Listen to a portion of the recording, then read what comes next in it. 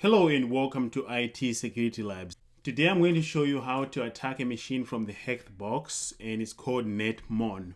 This is a wonderful machine for those who want to learn cybersecurity skills, especially offensive security skills. After working on this machine, we're going to learn proper Windows enumeration. In particular, we're going to be looking at enumerating services on a Windows 10 machine, then going through and finding out more information from those services. And also we will exploit a known vulnerability in an application that's running on this machine. And by the end, we have two flags, root and user flags. And we hope that you learn a lot. And if you like this type of content, please subscribe. Otherwise, let's get started. So let's go ahead and launch our lab, which is running in VMware Fusion. As you can see here, I did show you how to create this lab, by the way, in a video before. I am in my Kali machine and I created a folder called machines and another one called Netmon, because that's how I like to stay organized. And in addition to that, I also use pentest.ws, and this actually allows me to document things here and also access them from everywhere. The first part that we need to do is run our nmap script. And in this case, we're going to run our nmap sv sc and also OATCP like that. And what this is doing is we're running nmap, which is going to scan our network, and we're using saved scripts, and we're looking for service versions if there are any, outputting the file called TCP and specifying the IP address. As you can see here, we already ran it, but if you haven't, just run this command and you get the results. Save time. This is very interesting. Right away, we're enumerating and we find out that we have port 21 here. Okay, that's our FTP server. Okay, and the first thing that we notice right away from the top go is anonymous is allowed. This is a big no-no in the enterprise environment, but since they have it here, why can't we do it? So we're just going to see if we can FTP to this IP address and with login with anonymous rights. So let's do an FTP. In fact, we can specify our user here. The name that we want is anonymous, and we don't need a password. And look at that. That's very easy. Now we're in. We can do an ls, and sure enough, do we have access to things? Things are not usually this easy.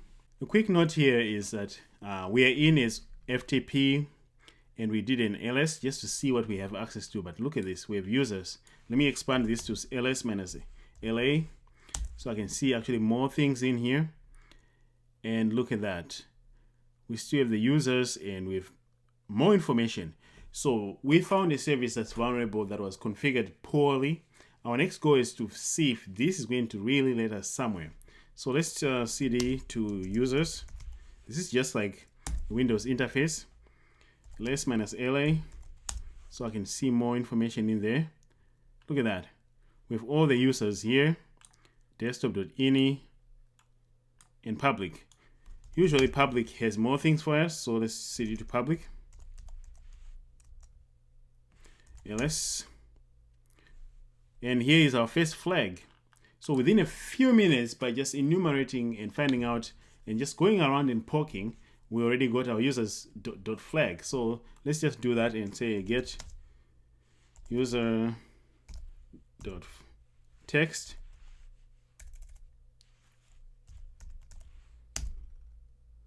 All right, so what I just did there was I just transferred my user dot text back here to my machine. So I should see that user.text back to my Kali machine right here. That's how you can transfer files from an FTP. This is because I was able to FTP from the same exact location. And moving on, so we got a user.text, too easy, pretty much not exciting, non-eventful there. Now we need to move on to the root.text flag, and that's where things can get interesting. Well, since we're already in here, let's look around.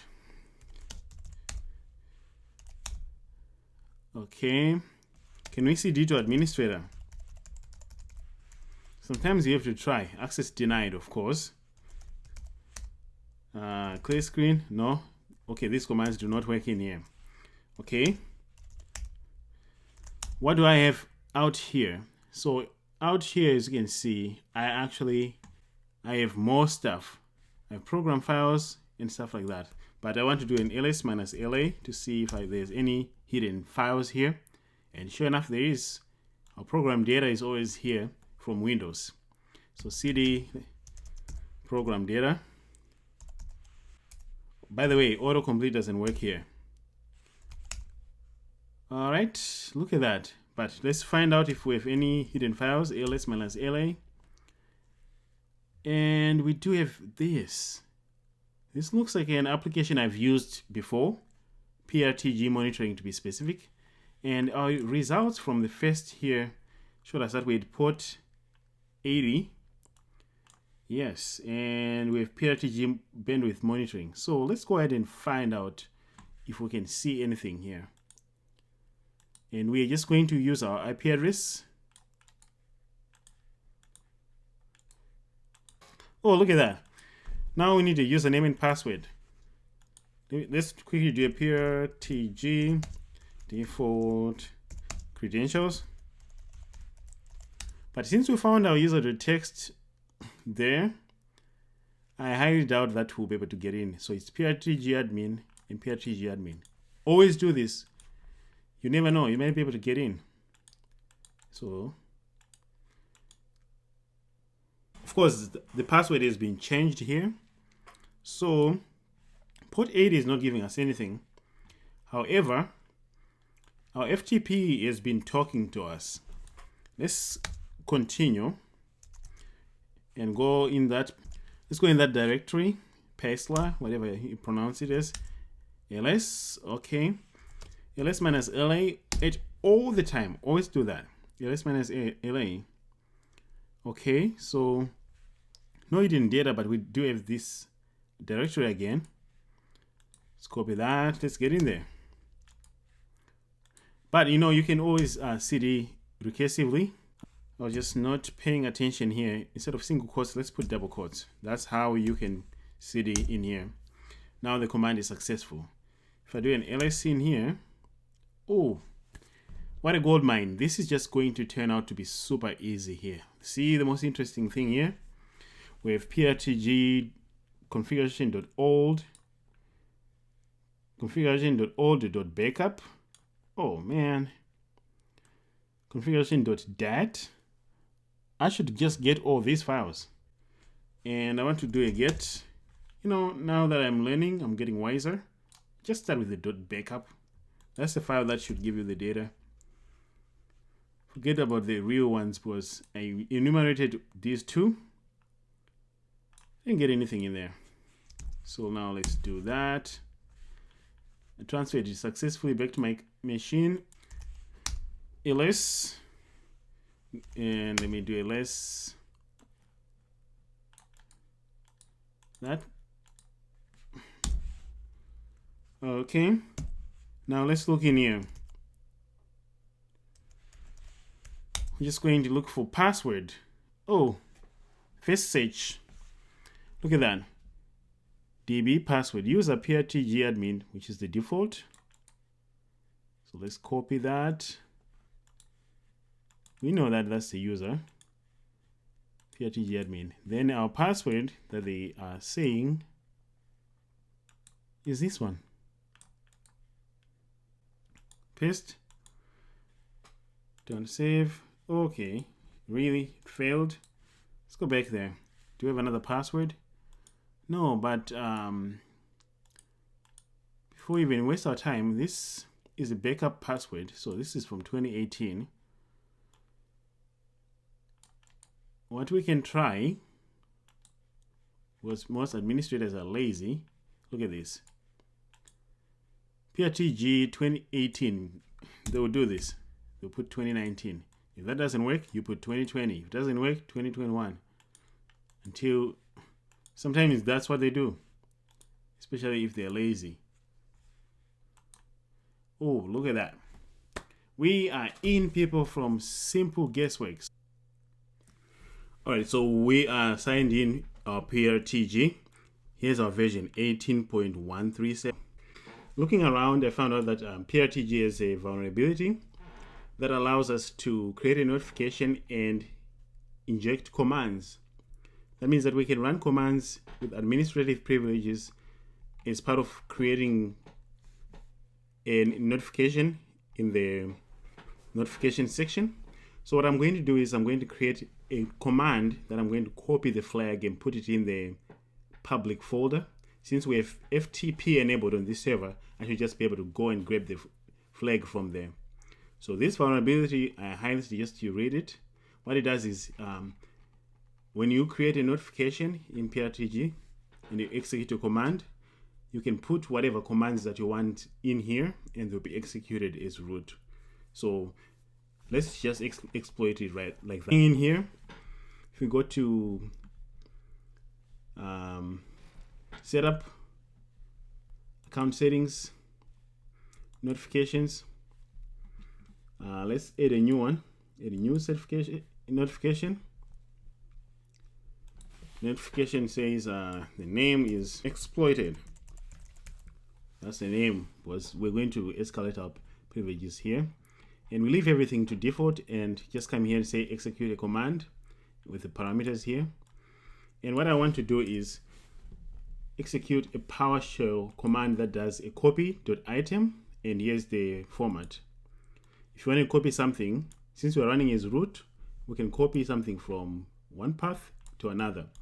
And I'm going to copy the root flag from the root users folder. See administrator desktop root.txt, because that's where it is always.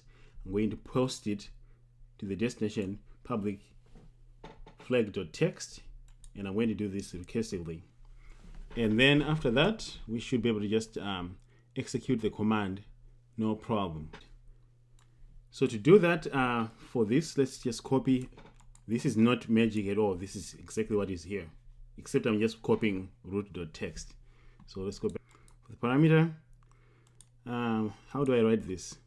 Parameter supplied, okay, flag.text. This is how we specify the parameter. Then we put our command here. And sure enough, we should specify that this is a PowerShell command, because that's what Windows is doing. And let's save it.